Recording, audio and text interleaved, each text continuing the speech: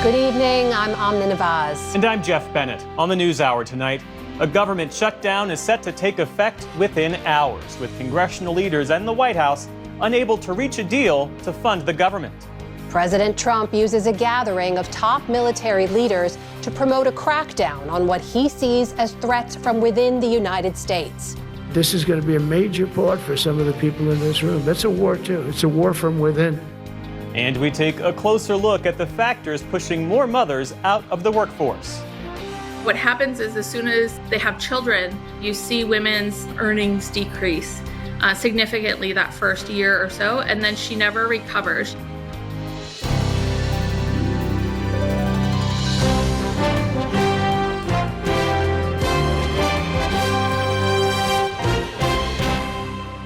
Major funding for the PBS NewsHour has been provided by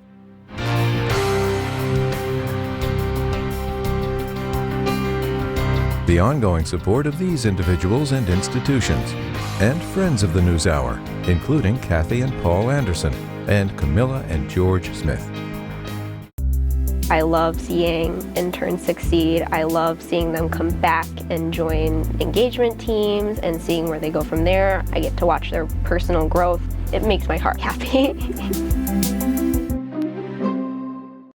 Two retiring executives turn their focus to greyhounds, giving these former race dogs a real chance to win.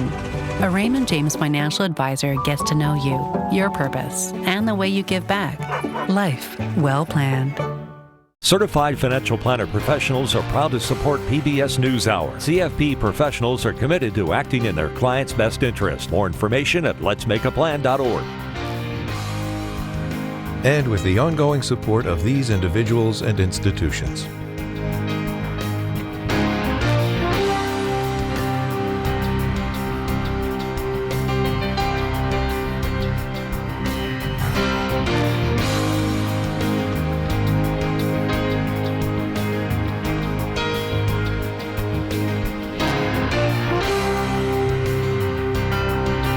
This program was made possible by the contributions to your PBS station from viewers like you.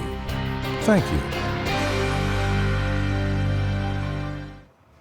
Welcome to the NewsHour. The federal government is barreling toward a shutdown at the stroke of midnight as Congress remains in a partisan deadlock. The Senate is voting at this hour on last-minute measures to keep the government running, but they are all expected to fail. Democrats are demanding a bill that reverses cuts to Medicaid and prevents health insurance premiums from going up at the end of the year. Meanwhile, President Trump has threatened to use a shutdown to reduce the size of the federal workforce permanently. Congressional correspondent Lisa Desjardins reports. Hours away from a government shutdown, a Democratic show of force today as they stand firm, refusing to pass Republicans' bill to fund the government in opposition to President Trump's actions and looming health care cuts. We're ready to work in a bipartisan way to keep government open, to lower costs, and to save health care. All part of a blitz of House Democratic events today.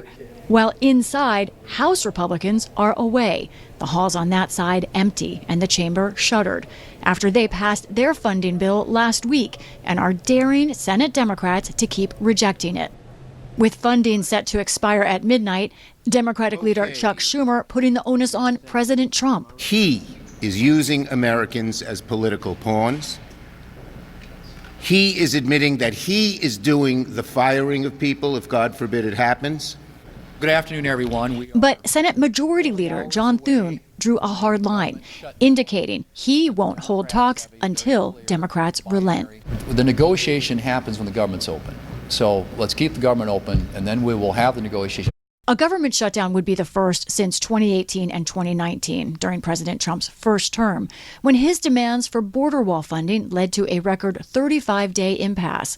President Trump today doubled down on his threat of possible mass firings instead of just temporary furloughs. So the last person that wants it shut down is us. Now, with that being said, we can do things during the shutdown that are irreversible, that are bad for them and irreversible by them. like cutting vast numbers of people out, cutting things that they like, cutting programs that they like.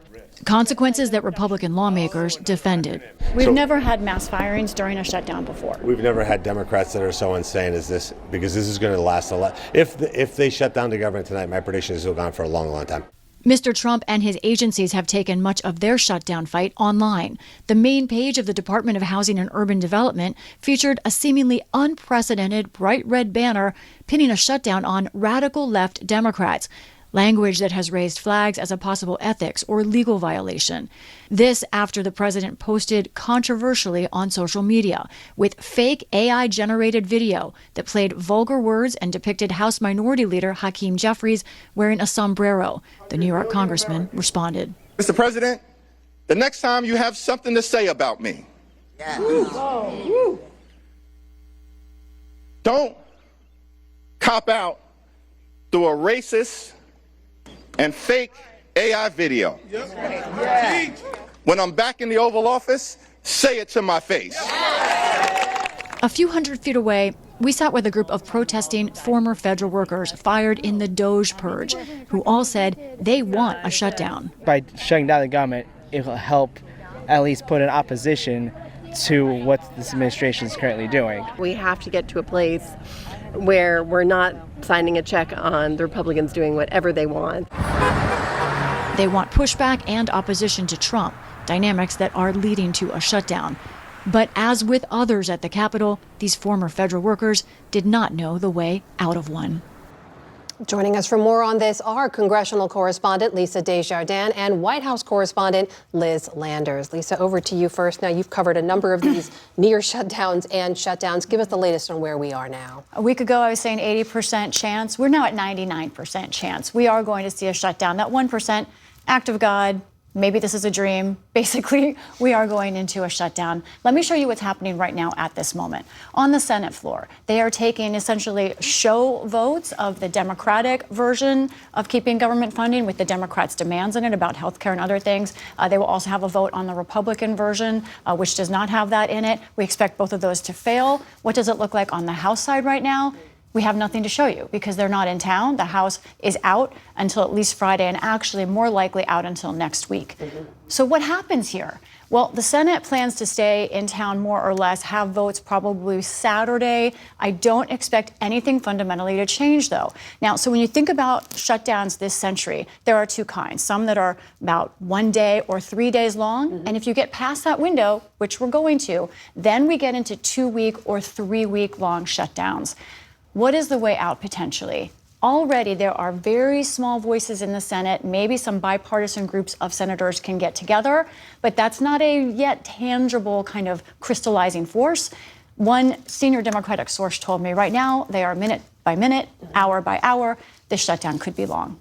Liz, meanwhile, we've heard from the president and other Republicans. One of their main talking points here is that Democrats are shutting down the government to fund free health care for unauthorized immigrants. What do we need to know about that claim? Well, this is something that we've heard Republicans both on Capitol Hill and at the White House. We heard the vice president say this yesterday to a group of reporters, and then President Trump has said this several times as well. He reiterated this earlier today in the Oval Office. I believe we have some of that video.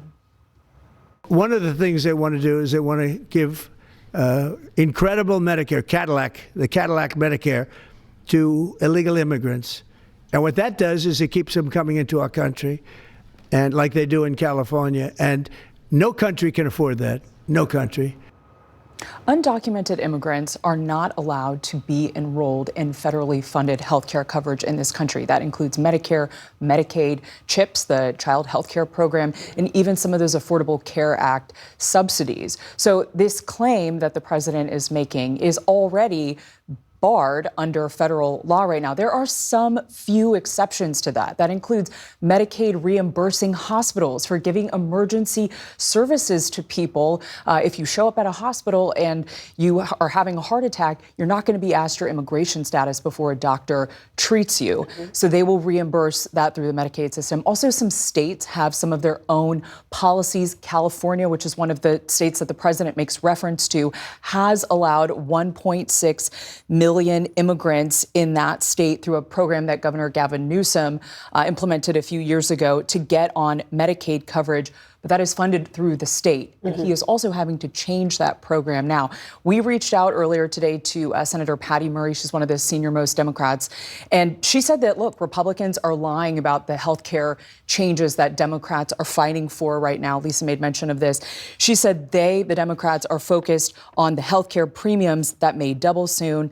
And President Trump, I would add, was asked to clarify this exact point earlier today. He did not directly answer that question. So, Liz, we have Democrats blaming Republicans, Republicans blaming Democrats. How are the American public looking at this? So PBS had a poll with NPR and Marist that came out just earlier today, and we asked some of these questions about how the American public is viewing this. One of those questions was, what should members of Congress do? And in the poll, it found that it's about 50-50 split, that Americans believe, 50% believe that members of Congress should compromise to avoid a shutdown, while 49% of Americans say that members of Congress should stand on principle. So that may explain why we are inching closer to this shutdown. Parties are hearing a split from their voters on this. And then another question that was asked was about who is to blame if this shutdown happens. More Americans said that Republicans will be to blame at 38 percentage points, but Democrats will still get about 27% of the blame in the eyes of Americans. And a third of Americans, 31%, say that both parties are to blame. And just a final thought, Amna, one independent voter told NewsHour that while both parties will try to score political points from a shutdown, quote, "You all look like idiots." Lisa, over to you. What happens next? Okay, at midnight is when shutdown procedures begin. Agencies will send out guidance. Most of those agencies will have about half a day to actually get the shutdown in motion. And then furloughs will begin at that point. Now, what's interesting and unusual about this shutdown right now, Amna, is some of those agencies have still, as I speak to you, not posted their plans. That includes the National Park Service. Our producer, Kyle Medora, reached out to them, and they got back to us and said, our plan for the shutdown is currently being reviewed and updated, and watch for it to be posted. Well, we don't know exactly with the National Park Service, something obviously many Americans have made their plans for. We're not exactly sure. Usually they close. Some of the former employees are saying for safety they should close, but we don't know yet. Now, one other thing, let's talk about the cost of the shutdown, what's ahead for us. Let's take a look. First of all, according to the Congressional Budget Office, new numbers out today, they estimate about 750,000 employees will be furloughed on the average day. That's $400 million in salary each day that the government will ultimately pay, but will not get work for. The last shutdown, $3 billion in economic losses. Again, that was a record long shutdown, but it was more narrow than this one. This one involves more agencies. We could be in for a very bumpy ride. A lot of questions ahead. A lot of questions ahead. Lisa Desjardins, Liz Landers, thank you as always. We're going to get two perspectives now on all of this. First, from Democratic Congressman Glenn Ivey. Welcome to the NewsHour. Thanks for being with us. Thanks for having me. Your Maryland district has one of the highest concentrations of federal workers in the country. What are you hearing from your constituents who will find themselves furloughed or potentially fired if the OMB director makes good on his threat of mass firings in the event of a shutdown? Well, I've been hearing from my constituents for about 8 or 9 months now because the Trump administration has been firing them as fast as they possibly can. The only thing that seems to have slowed it down was court cases and injunctions that had been put in place. So I think there's a recognition. I think tens of thousands have been fired already. And so I think they recognize that the apparent promise or offer for Trump to slow that down is probably worth the paper it's written on. So they know that they're going to try and continue with the mass terminations, no matter the fact that it's hurting the people here in the United States and across the country. So they understand that they really can't rely on what the Trump administration is saying to them. Democrats are making health care a sticking point in the shutdown debate, calling for a permanent extension of the enhanced ACA subsidies that passed under former President Biden back in 2021. Why is that the line that Democrats are drawing right now?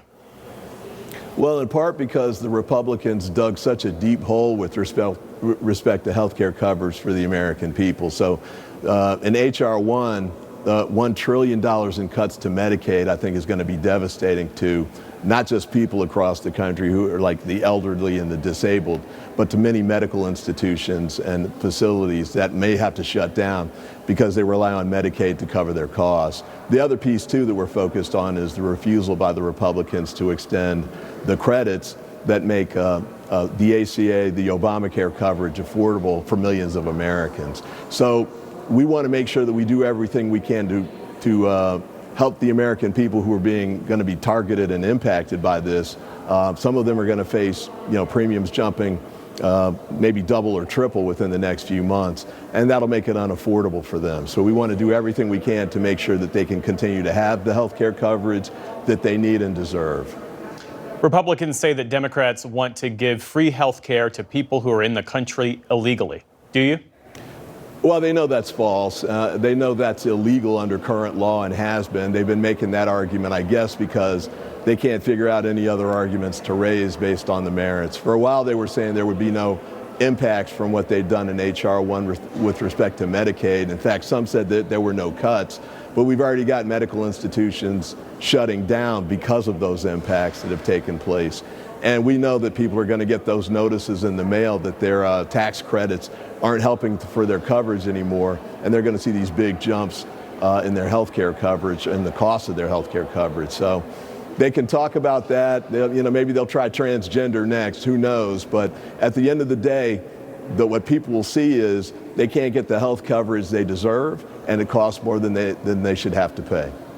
In the meantime, there are Republicans who say, look, this spending bill, it's a clean bill, it's not controversial, Democrats should just vote for it, and any discussion about health care can wait until the regular appropriations process. What do you say to that?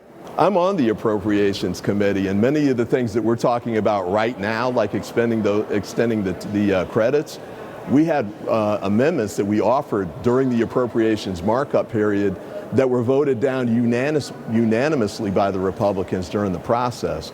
So it's hard for them to argue with a straight face that they voted against it then, but they're going to consider it now. I'm not sure why we should assume that's going to be true.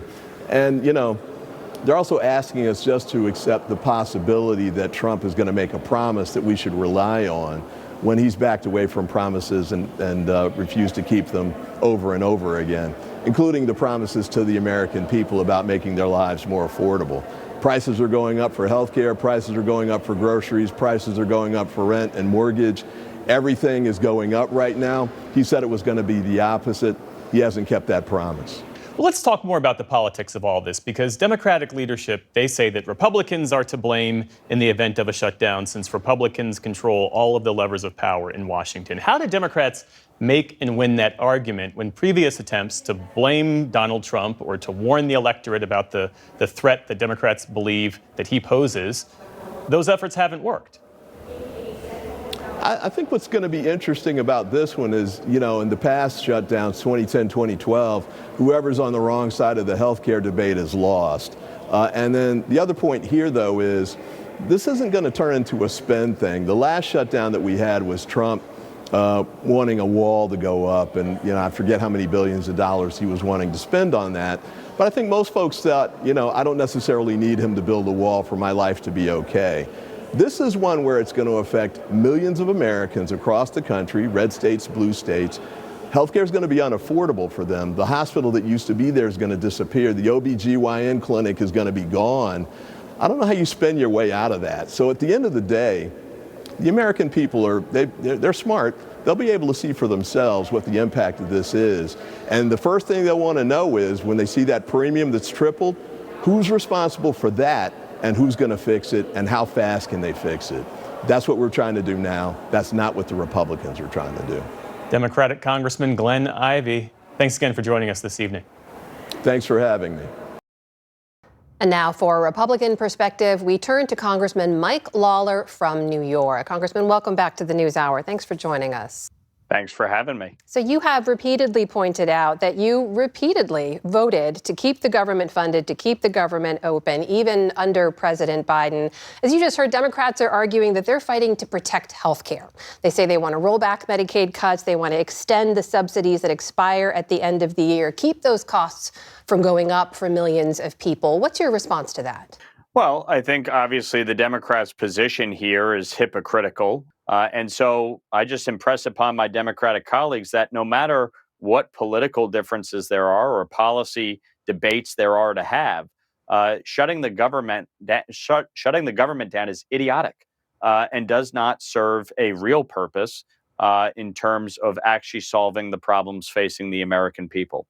We can all agree that healthcare costs in this country are out of control. And in fact, the Affordable Care Act, 15 years on, has not actually borne fruit in terms of reducing healthcare costs or healthcare premiums or increasing access. In fact, in many respects, it has made the cost of healthcare substantially worse.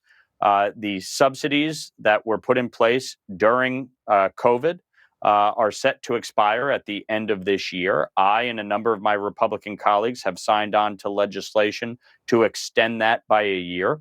House and Senate Republican leadership have already said they are open to negotiating over those subsidies and potential changes to them, including income limits.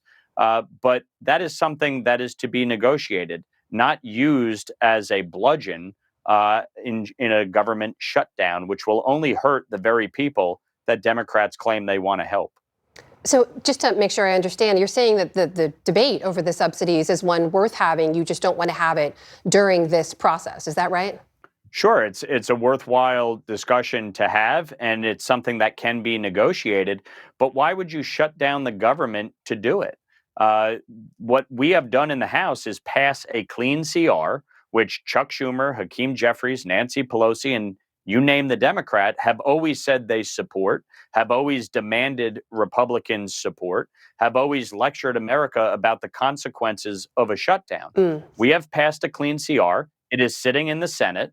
Senate Democrats could act today, tonight, before midnight, to agree with Republicans to pass a clean CR and keep the government open and funded so that we can finish our appropriations work and negotiate over issues like the ACA subsidies. I do want to put to you what our latest PBS News Marist NPR poll shows. We asked if there's a government shutdown, which party would Americans blame? Some 38% said they would blame Republicans. 31% said both. 27% said Democrats. Some 4% said neither. Are you misreading where the American public is right now on this? I don't think the American people want a shutdown, period. Regardless of what a poll says, the bottom line is there's no reason to shut the government down. And House Republicans have done our job. We already passed a CR to keep the government funded and open through November 21st. The only thing standing in the way of a CR passing the Senate is Chuck Schumer and Senate Democrats who refuse to actually advance the measure and are demanding certain concessions in return. I think ultimately the American people have always soured on government shutdowns. They don't view them as productive, and neither do I, which is why I've always been consistent in supporting keeping the government open and funded. Can I ask you, too, about the way in which this debate has been unfolding over a potential shutdown, which includes President Trump posting an AI-generated video of House Democratic leader Hakeem Jeffries with a superimposed mustache and a sombrero with music playing in the background. I'm not asking you to explain that posting, but I do want to ask you if you support that. No, I'll defer to the president on why he posted it. But at the end of the day, from my vantage point, that is a distraction from the issue at hand. The issue at hand is that there is a clean CR sitting in the Senate, ready to be voted on and passed so that we keep the government open and funded. At the end of the day, the American people are not interested in the sideshow. They're interested in us doing our jobs. We all have a responsibility to govern. And right now, Senate Democrats could pass a CR with Republicans in the Senate to avert a government shutdown. That is what is most important at this moment. That is Republican Congressman Mike Lawler of New York joining us tonight. Congressman, thank you for your time. Thank you.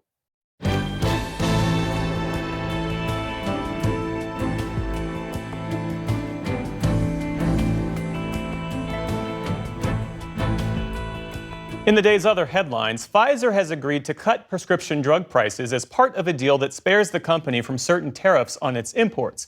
President Trump made the announcement at the White House today alongside Pfizer's CEO.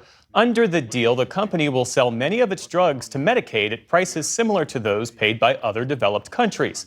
Pfizer says specific terms of the deal remain confidential. It was not immediately clear how the policy would truly lower the prices Americans pay for drugs, which often depend on insurance coverage. The president also unveiled a new direct-to-consumer website dubbed Trump RX.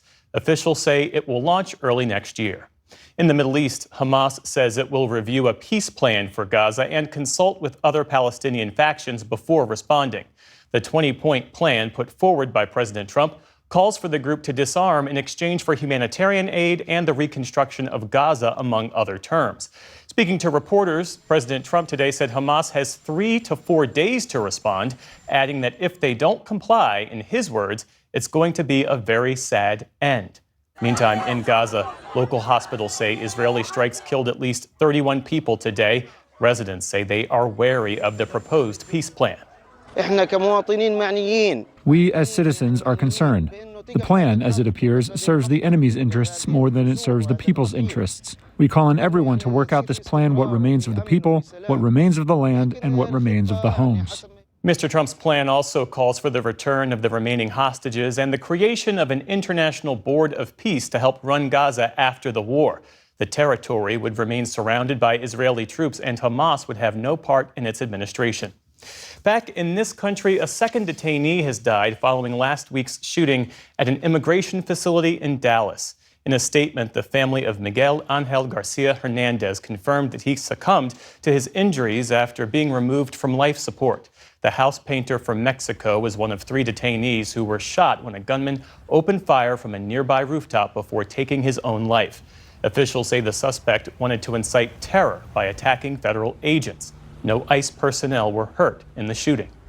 In Florida, officials are setting aside a prime piece of Miami real estate as a potential site for Donald Trump's presidential library. The nearly 3-acre plot sits next to the historic Freedom Tower and has been appraised at more than $66 million, though some estimates put the value much higher. There's been no official confirmation that the library will be built there, but President Trump's son, Eric, who's a trustee of Trump's Presidential Library Foundation, celebrated today's unanimous vote on social media, saying that it will be the greatest presidential library ever built. On Wall Street today, stocks ended higher as investors shook off concerns about the looming government shutdown. The Dow Jones Industrial Average added around 80 points. The Nasdaq rose nearly 70 points on the day. The S&P 500 also posted modest gains. And journalist and socialite Lally Weymouth has died. She was the daughter of the late Washington Post publisher Katharine Graham. Instead of taking a leadership role at the paper herself, she built a reporting career, interviewing world leaders for the likes of Newsweek, the Los Angeles Times, and The Post. Weymouth's daughter said she died from pancreatic cancer at her home in Manhattan. Lally Weymouth was 82 years old. And one of the last surviving combat pilots of the Tuskegee Airmen has died. Lieutenant Colonel George Hardy began aviation training in 1944 when he was just 19 years old. He'd never even driven a car, but he flew more than 20 missions in World War II and served in the Korean and Vietnam Wars. The Tuskegee Airmen were the nation's first black military pilots. In a Facebook post, the organization said, quote, "His legacy is one of courage, resilience, tremendous skill, and dogged perseverance against racism, prejudice, and other evils." George Hardy was 100 years old. Still to come on the NewsHour, President Trump warns of a war from within at a gathering of military leaders. Why more mothers are leaving the workforce. And Princeton University's president discusses his new book about free speech on college campuses. This is the PBS NewsHour from the David M. Rubenstein Studio at WETA in Washington, and in the West from the Walter Cronkite School of Journalism at Arizona State University. Today, President Trump and Defense Secretary Pete Hegseth spoke to nearly the entire senior officer corps of the military. It was an unprecedented gathering at a Marine base just south of Washington. Hegseth announced new directives, and as Nick Schifrin reports, the president laid out a vision to use the military not against overseas enemies, but for threats he sees here at home. not aluminum. Today, speaking to a sea of generals and admirals whose experience was forged by 2 decades of foreign wars, the commander-in-chief said their chief enemy was domestic. We should use some of these dangerous cities as training grounds for our military, National Guard, but military. The Trump administration has deployed active-duty Marines and National Guard to Los Angeles, as well as guardsmen to Washington, D.C., but they've spent more time strolling than training. And President Trump vows to deploy troops into Chicago, Memphis, and Portland. Defending the homeland is the military's first and most important priority. That's what it is. Only in recent decades did politicians somehow come to believe that our job is to police the far reaches of Kenya and Somalia, while America is under invasion from within. For years, the senior officers in today's room not only led troops in Iraq and Afghanistan and Special Operations Forces troops across more than 80 countries, they've also been trained and educated all their careers to believe the U.S. military should not be deployed against fellow Americans. And the few exceptions have been managed by the National Guard, who, outside of D.C., are led by state authorities. But that is not President Trump's vision. It's a war from within. Controlling the physical territory of our border is essential to national security. And this morning, he warned what would happen to officers who resist. I'm going to be meeting with generals and with admirals and with leaders, and if I don't like somebody, I'm going to fire them right on the spot. But if the words I'm speaking today are making your heart sink, then you should do the honorable thing and resign. For 45 minutes before President Trump, Secretary Pete Hegseth told the gathered generals and admirals that he was, in his words, ending the war on warriors. In many ways, this speech is about fixing decades of decay. Hegseth today issued 11 new memorandums, many about fitness. Requirements for each combat specialty changed to, quote, the highest male standard only. Physical fitness tests for all service members would be changed to, quote, male standards, and grooming requirements would be enforced. It's tiring to look out at combat formations, or really any formation, and see fat troops. Likewise, it's completely unacceptable to see fat generals and admirals in the halls of the Pentagon and leading commands around the country and the world. It's a bad look. It is bad, and it's not who we are. Hegseth also vowed to overhaul equal opportunity, military equal opportunity, and the inspectors general who investigate misconduct. Hegseth has long argued that the Biden administration was too focused on ensuring military diversity, but critics of today's speech say Hegseth's version of lethality is misdefined. By changing the standard to the highest male combat arms physical fitness, lethality would go down because talent would decrease. Haley Gibbons is a former Army Ranger who met the same requirements as male Rangers and says there should be different requirements for different military occupational specialties known as MOSs. Having different standards for different MOSs allows for creative minds, intelligent people, specialized skills. One of the main aspects of lethality is unit cohesion, and that is built on trust, shared hardship, and leadership. Not if you can deadlift a 350-pound barbell. Hegseth has fired the top U.S. general, who is black, and the Navy's top admiral, who's a woman. He said they and others went too far in embracing, quote, woke policies. But Gibbons says the Army defines leadership differently. Being a leader is influencing people, giving them purpose, direction, and motivation to accomplish a goal. By not creating space for diverse minds, different backgrounds, different genders, we are narrowing our ability to operate effectively. It is not clear how much today's gathering cost, but given that generals and admirals flew from around the world, some estimates run in the millions of dollars. For more perspective, we turn to former Captain Margaret Donovan. She's a former assistant U.S. attorney and Army lawyer who deployed to Iraq and Syria, where she provided legal advice on more than 1,000 airstrikes and other lethal engagements. She's now in private practice and a visiting lecturer at Yale Law School. Thanks very much, Margaret Donovan. Welcome to the NewsHour. What's your reaction to President Trump's comments that I played earlier in the story that, quote, we should use some of these dangerous cities as training grounds for our military, our National Guard? Sure. I think my reaction is probably a combination of shock and embarrassment. On one hand, you have the Secretary of Defense, who is saying lethality, lethality, lethality. He wants the troops to be more lethal. And then on the other hand, you have the President of the United States saying, I want training to happen in American cities. So how exactly are they going to train the military on becoming more lethal in American cities? None of that makes sense. It's extremely dangerous, and troops should not be normalizing that behavior. But if the president is going to deploy the U.S. military into these cities, and he's already done that, and he's got a series of cities that he vows to do that again, why not make training part of that mission as well? Because the military is not designed for domestic operations. Law enforcement is designed for keeping cities safe, crowd control, the things that I think is what the administration wants to use it for. Let me explain that when the military deploys, for example, before a unit goes on a combat deployment, they receive training on the rules of engagement.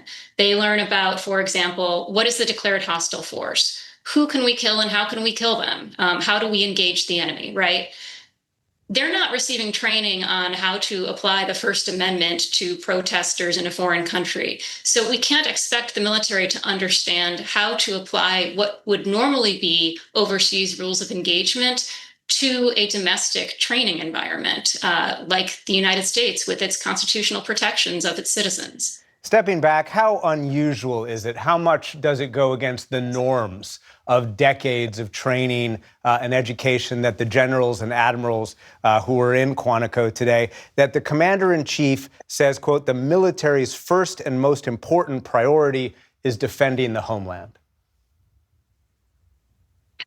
You know, I think the military's priority is defending the homeland, but the problem is the military's priority is protecting American citizens. American citizens are not the enemy. And the message that the president seems to be sending is that there is an enemy within. That is not true. Soldiers are training to protect American citizens from foreign adversaries. They are training to defend the Constitution. So that is incorrect to say that the enemy is in the country. And that is something that the military has to be prepared for. It stands against everything, every norm, every ethic, every moral that these military commanders have developed, learned, and hopefully imposed on their junior soldiers throughout their careers. To your point, after the attacks on Pearl Harbor and 9/11, Congress passed laws that demanded the president use the military for forward defense. Of course, the idea being that if we attack them there, we will not be attacked at home. Again, how different is President Trump's vision of the military from those two historical examples?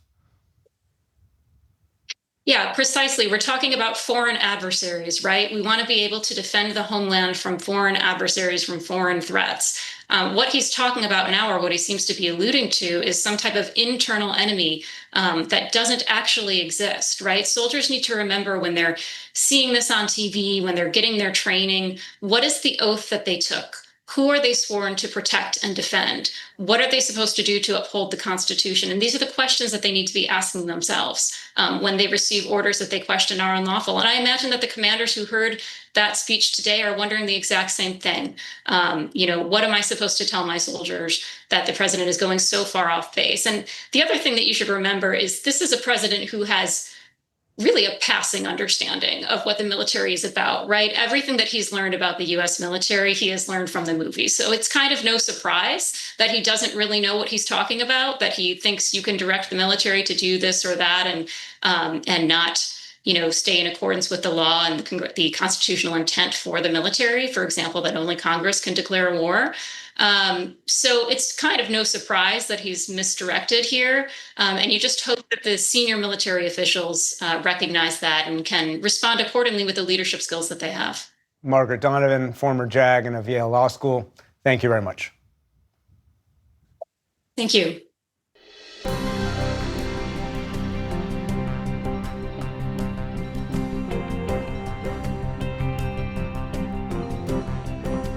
A growing share of mothers with young children in America are leaving the workforce, erasing gains made after the COVID-19 pandemic when working remotely became more common.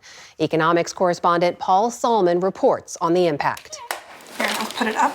Nicoletta Barbera always saw herself as a working mother. She and husband Stephen worked for the U.S. Institute of Peace, funded by Congress, while raising two sons in Washington, D.C. until March. Overnight and with barely any warning, almost the entirety of the workforce of the United States Institute of Peace was laid off, kind of en masse. Dozed, including both Barbera and her husband. The rug was really kind of taken out from under us because we not only went from 2 incomes to 0 incomes, we went from having a family health insurance policy for us and our 2 young children to no health insurance. Even moms who haven't been axed are leaving their jobs, especially in the back-to-the-office federal government. Those positions are predominantly held by women, and in particular, women with children, who often are willing to forego wages in the private sector for more flexible work environments that historically the federal government has provided. Pick one that you could eat. But now, the share of working mothers with children under 5 is falling, says economist Misty Hegenes. We've seen this continual, perpetual decline in mothers' labor force participation. The first half of 2025, it shrunk by 3 percentage points. A lot of good stuff. In the pandemic era, remote flex-time schedules helped push women's participation up to a record 78%. Once the flexibility vanished, however, it was either going to be my kids or it was going to be my work, and I chose my kids. A braid or a bubble braid? Mom of 4 Casey Palaio juggled her job, an accountant for the New York Giants, and kid care when she worked from home. Then my employer was calling for everyone to return to the office. So that was really like the final straw for me. That was like the breaking point where I knew like I couldn't do that. Working 9 to 6 in an office with no days from home. If school was closed, who was going to stay home with my kids? If she had to be picked up because she was sick, I was going to be the one to leave work to go get her. Like something had to give. Ready? She's now a stay-at-home mom. I felt like forced, and in the position I was in, there was no other option. You're gonna smush that one? Okay. Same for Jennifer Arenas Cardenas, who depended on flex time to balance her job as a school psychologist with the needs of 3-year-old twins and a new baby. But last school year, I was told to come at a certain time, to leave at a certain time, whereas in years past, as long as I did my job within the hours that I was there, I wasn't really given too much grief over it. Arenas Cardenas loved her work, wanted to stay, but she says, trying to manage work expectations, trying to manage home life with twins and a new baby, it came to a point where it was unmanageable. Could you not have put the kids in infant care or something like that? If we were to go that route, then my entire take-home paycheck would be going into their childcare. And so you just figured if it's going to be a wash financially, better that you be the parent than somebody else? Yes, exactly. It's going to eat up my entire paycheck, then I might as well just stay home with the kids. Made sense for her family, but it wasn't necessarily better for her clients. When I was able to do video calls with families or call outside of a typical school schedule, it worked out a lot better for families. I was able to accommodate them and meet them where they were at. Let's say if a mom got off of work at 5 o'clock, 6 o'clock, I didn't have to make her come to the school at 3:30. I could accommodate my schedule to meet that family with where they were at. Why do you think your school and other places, of course, eliminated hybrid work if there was an advantage to the people they were serving? I think there's this misconception that if you can't see your employees and what they're doing, that they're not doing the job, and that you have to be there at a certain time within an office, within a desk. And if you're doing that, you're productive. There are real costs to the mothers like Arenas Cardenas who've left or lost their jobs, says economist Hegenes. When you step back from the labor force, it's not only something that affects you today, it is something that ripples throughout your entire lifetime earnings trajectory.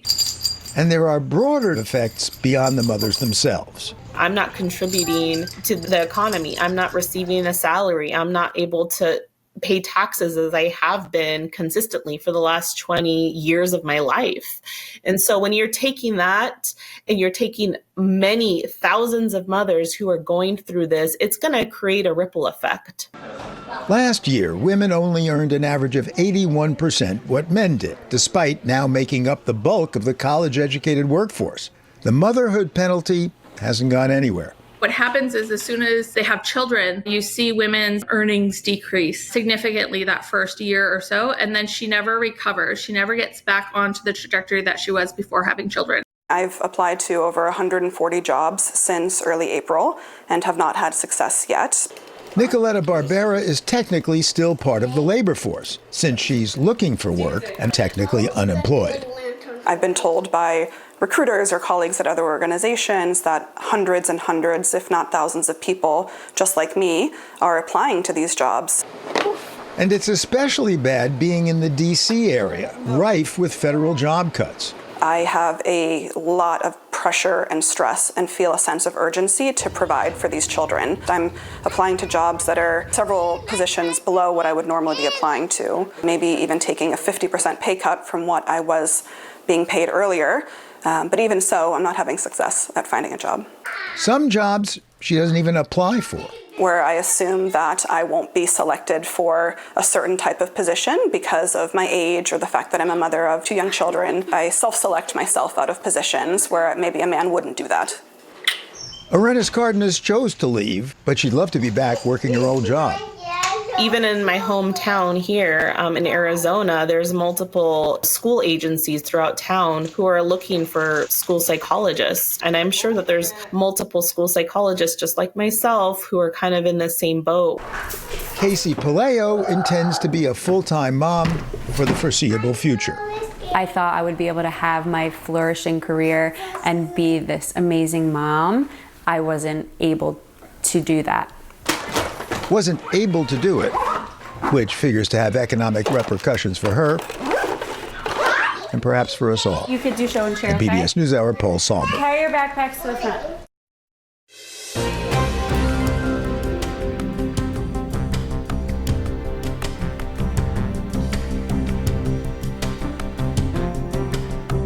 In his second term, President Trump has waged an all-out war on higher education by, among other things, freezing billions in federal grant funding, launching investigations into dozens of institutions over DEI practices, targeting and detaining students who hold pro-Palestinian views, and more recently developing a plan to change how universities are awarded research grants, giving a competitive advantage to schools that mirror President Trump's values. But a new book by Princeton University President Christopher Eisgruber argues that despite criticism, colleges and universities are meeting the moment when it comes to permitting free speech on campus. I spoke with Eisgruber recently about his book, Terms of Respect: How Colleges Get Free Speech Right. Christopher Eisgruber, welcome to the NewsHour. Delighted to be here. Thank you.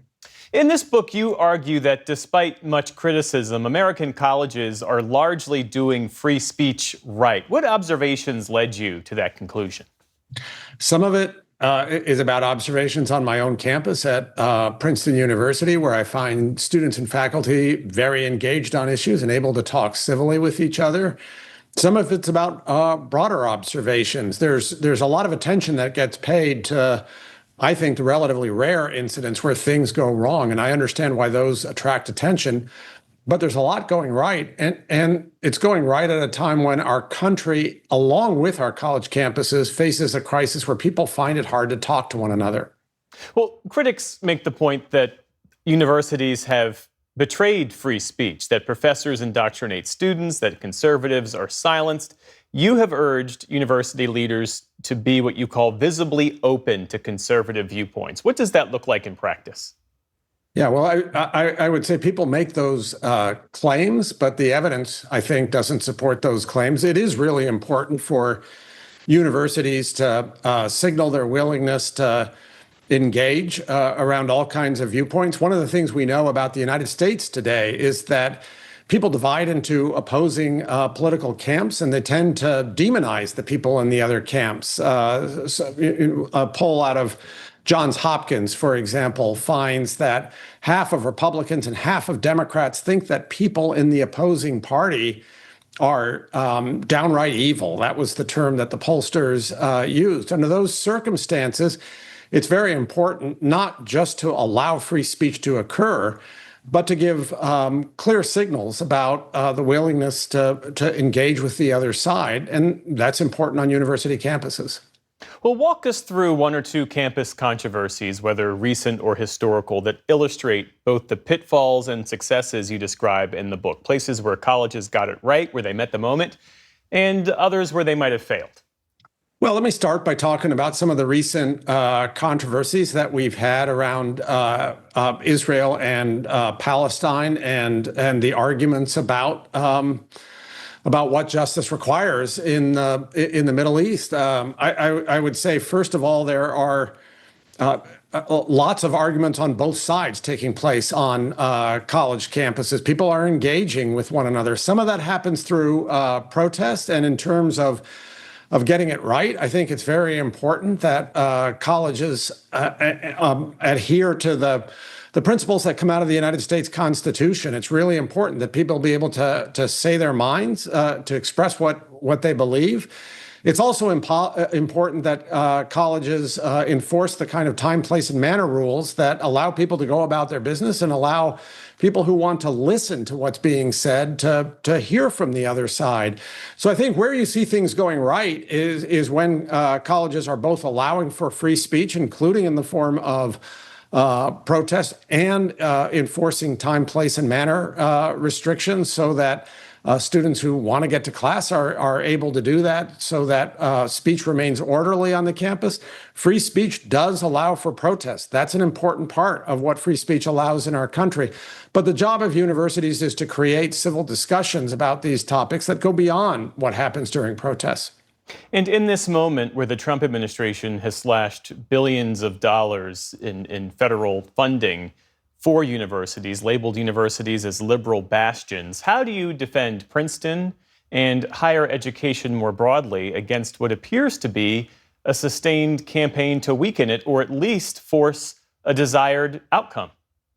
Well, I think what's important for people to realize is that American research universities are extraordinary engines for American prosperity, health, and security. The quality of the research taking place and the quality of the teaching taking place on these campuses is exceptional. They're magnets for talent from throughout the world, and that's something that people should be able to appreciate, and that the government should be able to appreciate, and people in Congress should be able to appreciate, regardless of what their political opinions are. So I think part of what we need to do as universities is to admit when things have gone wrong, that they've gone wrong. We need to emphasize where we've been able to do extraordinarily well and the strengths that American universities demonstrate. And we need to be articulate about the set of principles that guide us through what are a difficult set of controversies. The book title, Terms of Respect. It struck me, what does respect mean in the context of free speech on campus? Who gets to define those terms, and how do you avoid them becoming tools for censorship? Yeah, I think one of the things to understand about the terms of respect and what respect is that nobody gets to authoritatively define what respect means. Part of what we do in the United States, and an important part of free speech controversies, is that we contest what it means to be appropriately respectful. So I think university leaders have a responsibility to model respect for all persons on their campus, and they have a responsibility to create fora for civil discourse. But an important part of what's going on in the United States right now, as we argue with one another during a very polarized time, is that people are competing to define what counts as appropriate respect. In reading this book, one of the prevailing questions I had for you is, what's it like to lead a university in this moment with political attacks from Washington, intense scrutiny of campus debates, rising polarization shaping nearly every decision? What's it like now as compared to when you started more than a decade ago? Well, two things are constant about my job. One is it's a wonderful job because I get to be part of this extraordinary academic community with students and faculty members who inspire me every day. The second thing that's constant about my job is that it's always been a hard job because there are lots of different constituencies that have very strong views about what it is that the university should be doing, and they disagree with one another, as they should. So that makes these jobs demanding. It has gotten harder. I think when you have a multi-constituency job, You've got a lot of disagreement and polarization in the country. That makes things harder. Obviously, educational institutions have been in the crosshairs and centers of controversy in our country right now. That makes things harder. But it's also really important that we be able to get this right, because these institutions are important to what America is and important to our future. Princeton University President Christopher Eisgruber. The book is Terms of Respect: How Colleges Get Free Speech Right. A real pleasure to speak with you. Thank you. Thank you. I appreciate it.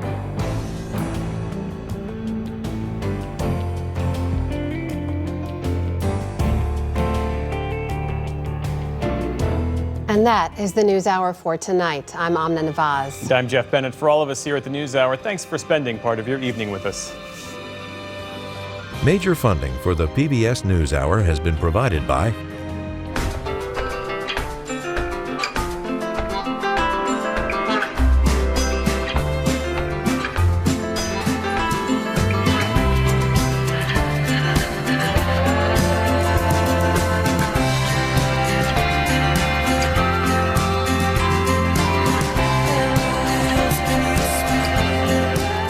moving our economy for 160 years. BNSF, the engine that connects us. Certified financial planner professionals are proud to support PBS NewsHour. CFP professionals are committed to acting in their clients' best interest. More information at letsmakeaplan.org. the William and Flora Hewlett Foundation. For more than 50 years, advancing ideas and supporting institutions to promote a better world. At hewlett.org.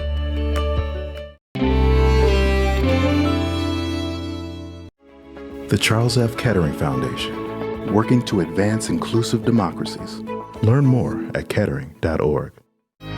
Carnegie Corporation of New York, working to reduce political polarization through philanthropic support for education, democracy, and peace. More information at carnegie.org.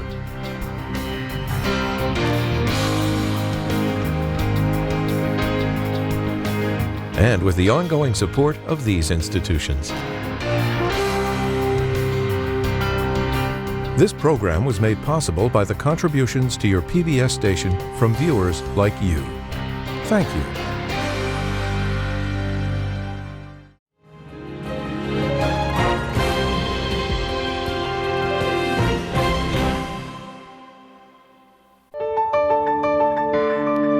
You're watching PBS.